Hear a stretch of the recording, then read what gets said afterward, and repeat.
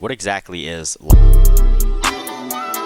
You've probably heard this before. Anytime you're struggling to focus or stay disciplined, lock in is the go-to phrase that people will tell you. This is good advice, but presented wrong. If you want to achieve your goals like all the people you see on social media, you need to master locking in. In this video, I'm going to walk you through the two main halves of being able to lock in and get to work that will massively improve your chances of success to the point where winning is the only option. After watching this, I guarantee you will think differently about slacking off or being lazy instead of working. I'm Sam, and I've used this information to build my business, improve my grades in school, improve my fitness, and every aspect of my life has changed supremely since I knew about this. If someone is telling you to lock in, that means you probably don't know how to lock in since you would have already. In case you don't know what it means, locking in is modern Gen Z slang for focusing. Think of it how a missile locks in on its target. You're locking in on your work and not getting distracted by anything else. The thing you're trying to do is all that you're focused on.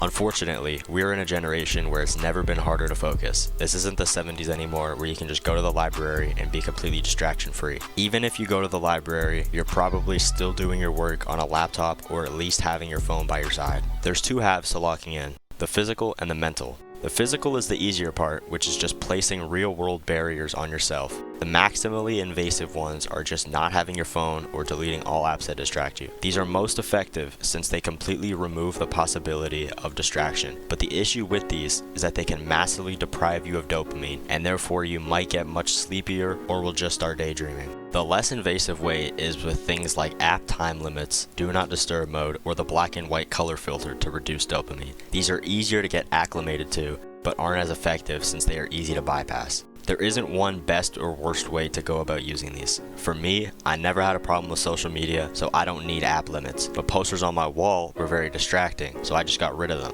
And as long as I have do not disturb mode on, my phone isn't much of a distraction for me, but it may still be for you, so just find what works best for you. A big problem with these gurus that tell you what to do to focus is that they recommend exactly what they do, which is problematic since we aren't equal. Some people have extreme addictions to their phones that need to be away from it completely, and some just don't find their phones that distracting. The second half is the mental, but this is the hardest part to master. This is true discipline you need. There's 3 simple steps to this, but it's weird because it's really easy but also really hard at the same time. These steps are simple, but the truth is that nobody wants to do these. Step 1, the identity change. Locking in has to be your identity. You probably don't think much about brushing your teeth every morning. It's not something you need to think about or prep yourself for. You just get up and do it. You're just a person that brushes their teeth. This is something that is inconvenient to do. I mean, those 2 minutes we spend brushing our teeth could be spent doing something else. We don't have an issue doing it because we know we have to, and it's just part of our identity at this point. You need to make locking in that part of your identity. You don't complain about it or need to prepare yourself to focus. You just do it because it's what you do.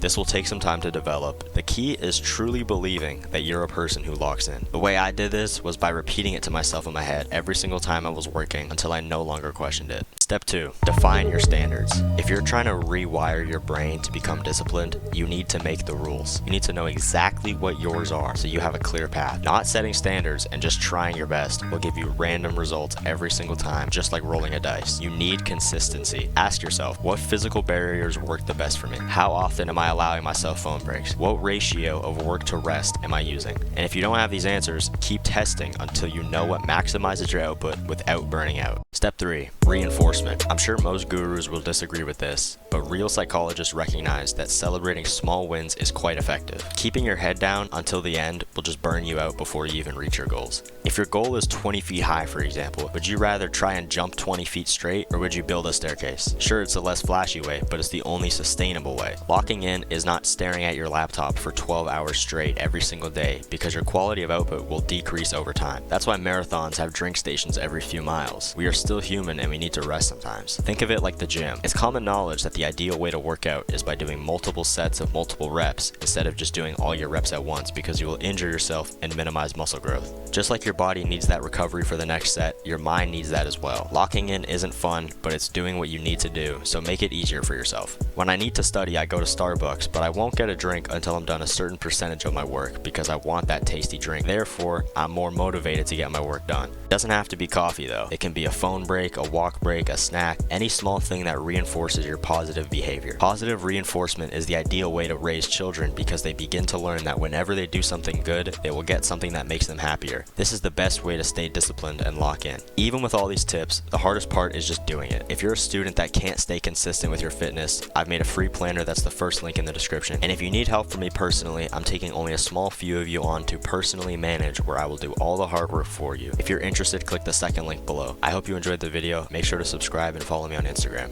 Peace.